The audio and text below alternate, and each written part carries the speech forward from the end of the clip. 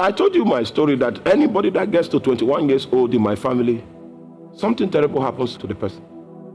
Our firstborn became 21 years old in University of Jos. He became schizophrenic. Those of you that are in the medical sciences, you know what it means to be schizophrenic. It was a mental condition. Secondborn became 21. This leg became 2 times as fat as this leg. The doctor said that the leg should be amputated. Then a prophet came to visit my mother and told her that if she can fast for 3 days, her daughter will be free. So my mother fasted for 3 days. On the 3rd day, which was the day of the surgery, they took her to General Hospital, which is Federal Medical Center now. And the surgeons began to argue. So the one that was supposed to operate now left. Then the one that was coming to confront this surgeon that his diagnosis was wrong was left. So okay, we're going to open the leg and see what is inside. Then we'll close it up. So they opened the leg and saw pus. You know pus? Half bucket full. You know bucket? When they drained it out, it was half bucket. They cleaned up the pus, stitched back the leg, and when the wound healed, the stitch point disappeared. Till today. I know you didn't hear me. That sacrifice that was offered, it counteracted the mystery that was at work in the life of my sister. My sister would have been walking with crutches today with an amputated left leg if that fasting did not take place. The prophet that came to speak with my mom knew God and knew what was required to move his hand. I've seen many people that died for free. It was not their time to die on the calendar, but they had no prophet that could peep into the secrets of God. So Satan prospered in that day. Our third born got to 21. He had a condition that could not be diagnosed. They even took samples from his body to medical laboratories in London. They could not decipher what was killing this young man. I was present when my elder brother became schizophrenic. That's when I discovered that the unwritten law that we did not read in my family was that nobody should study medicine. Everyone that attempted it became schizophrenic. And that's why I told my daughter, I did not study the medicine. So I cannot prove that we've defeated. Can you help us study medicine? So that it will be, are you? You are not following.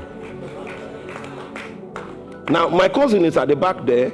Her daughter is in Benue State University studying medicine. Strange symptoms have fallen on her.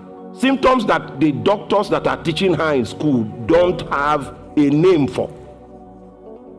This is after how many generations? Oh, you will be a child to say that altars lack power.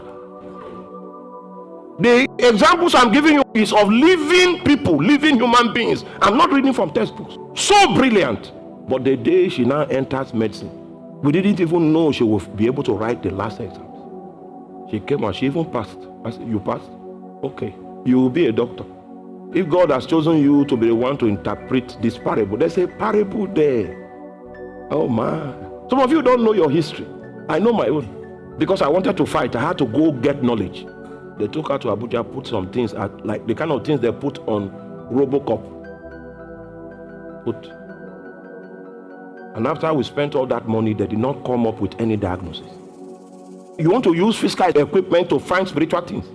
I was standing before my brother who was in 300 level medicine. He ran mad before my face. I'm an eyewitness. Those things were the things that made me go into the forest to look for God. 200 and something days of fasting. That kill me if you will not come out. Most of you have not grown restless enough. Who told you that I was supposed to die at 10 years? Yes, I actually died. I will tell you that story in some time to come. Everywhere was dark. Let one necromancer arise in your family, there will be darkness forever. Except a priest of light comes. Forget about the positive thinking and the motivational thinking, trying to encourage you so that you don't become depressed. Who wants to be depressed? Be depressed will deliver you, and then you walk in the truth. Because without the truth, you can never be delivered. A motivational preacher will say, you look fine. Then you tell yourself, I look fine. I look fine. I look fine. Wake up. Wake up. Life is spiritual. That psychological treatment, we did it. I did it more than you. I will go on a football field and I will be speaking to myself. They say it's faith declaration. The altar was even angry that I was talking. So I told God, it's time for you to kill me or make me wise. Make me understand the language that you speak. Because in a fasting and prayer like this, he said, someone in your family is going to die. I said, is there no way for the person to be redeemed? No, he said, the cup of iniquity is full. I said, yeah. He said, that's why he didn't speak all this while. He was waiting for that cup to be full so that they can begin judgment. I said, okay. So I called my brother. I said, somebody's about to die. That death is coming. But this death is not a bad death. It's a good one that will pave way for the things that God wants to do. Indeed, that death came. And then people began to rise. The last of the necromancers was cut off. Oh my God.